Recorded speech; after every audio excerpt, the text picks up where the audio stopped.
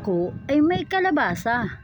Ang sabi nga nila, ito ay pampalinaw ng mata. Wow! Pero bago luminaw ang iyong mata, halika at atin muna itong lulutuin.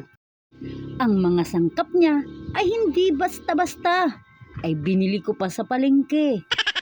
Wala na ngang patumpik-tumpik pa. Tara, ating simulan na. Siyempre, bago mo punasan ng margarine, ay palambutin mo muna. Ay sige, subukan mong durugin ng hindi pa luto pag hindi naman ikay tinubuan ng malaking braso. Sa paglagay ng margarine ay dami-damihan mo na din para talagang ito'y masarap.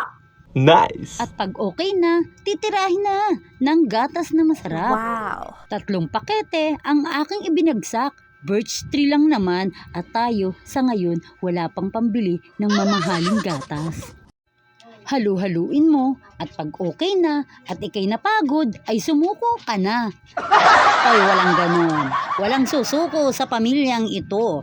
Ayan na nga, pag okay na, lalagyan mo na ngayon ng brown sugar para maging brown. Ay, uy, hindi ganon. Siyempre, para siya'y tumamis. At nasa sa inyo na yan kung gaano katamis ang gusto nyo.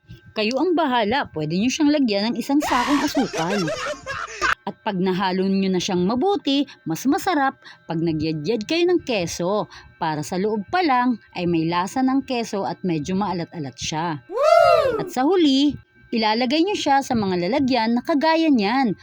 At paulanan nyo ng keso sa ibabaw para mas masarap. At eto pa, para mas sobrang sarap, kailangan ilagay nyo siya sa ref at sa kinabukasan nyo pa siya kakainin. Pagdating sa keso, huwag nyo siyang tipirin dahil isa siya sa sangkap na nagpapasarap sa ating lutuin. Ang reseping ito, hindi ko alam kung saan ang galing. Basta ito'y aking gagawin upang matikman ng aking mga chikiting. Charan! Tapos na! Yay!